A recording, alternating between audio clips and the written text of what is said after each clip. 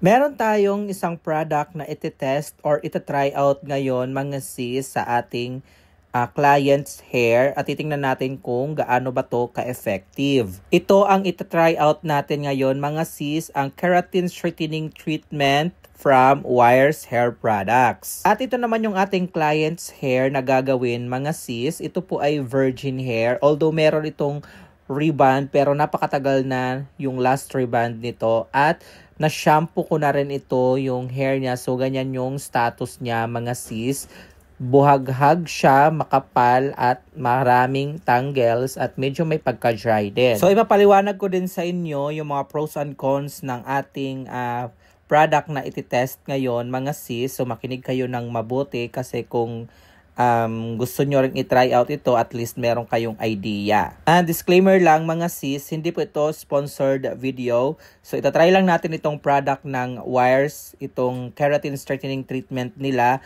Bali, binigay nila ito sa akin nung ako ay in-invite nila as guest speaker sa kanilang product launching. Actually, merong 3 variant itong kanilang keratin straightening treatment at may 3 variant nitong keratin straightening treatment nila mga sis, color blue, red, and yellow.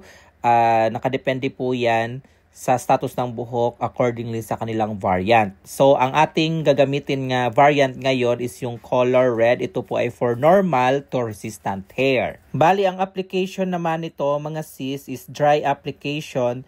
So, na-shampoo at na-blow dry na natin yung ating client's hair dito. So, hindi ko na lang pinakita para hindi masyadong mahaba yung ating video. Then, yung application naman nito, mga sis, ay hindi sinasagad sa anit para lang maiwasan na magkaroon ng mga scalp problems, scalp irritation sa ating client. And with regards naman sa product consistency niya, mga sis, medyo may pagka-runny siya or malabnaw yung kanyang consistency. So, medyo ingat lang tayo sa pag-a-apply nito, mga sis, na hindi matuluan yung ating client, charis. At pagdating naman sa fumes niya, mga sis, ito po ay zero formaldehyde. So, hindi siya masakit sa mata, hindi masakit sa ilong.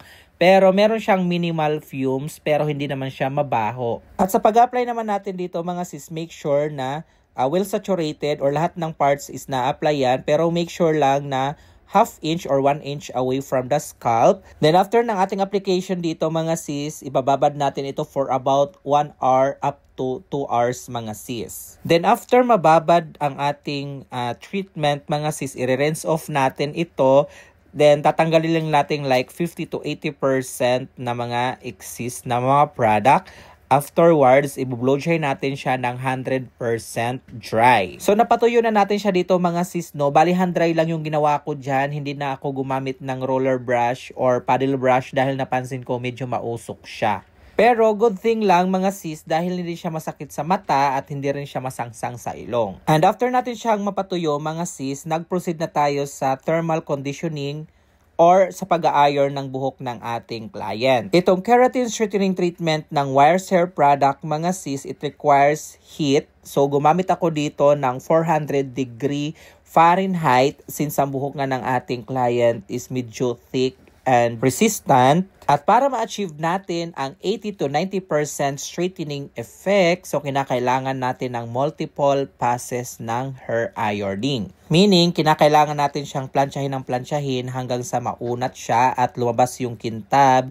Pero, wag naman yung plansya na papuntang pasunog na yung effect. Charis. So, disclaimer muna mga sis, ang keratin straightening treatment ay hindi po siya kaparihas ng reband ha. Ito po ay treatment na merong 80 to 90% straightening claims. So, ito po ay recommended sa mga buhok or sa mga client na ayaw magpa-reband dahil itong keratin straightening treatment ng Wires Hair Product, once na nagpa-undergo kayo ng ganitong process, ay hindi po muna kayo pwedeng magpa-reband within 1 year or kung merong pang parts na keratin straightening treatment kayo. Dahil according sa aking nakalap na impormasyon, kapag kayo ay nag-undergo ng keratin straightening treatment at nagpa-reband kayo kaagad within a following month or 6 months, hindi po siya recommended dahil may possibility na magputol ang inyong mga hair. Pero kung kayo naman ay not into rebanding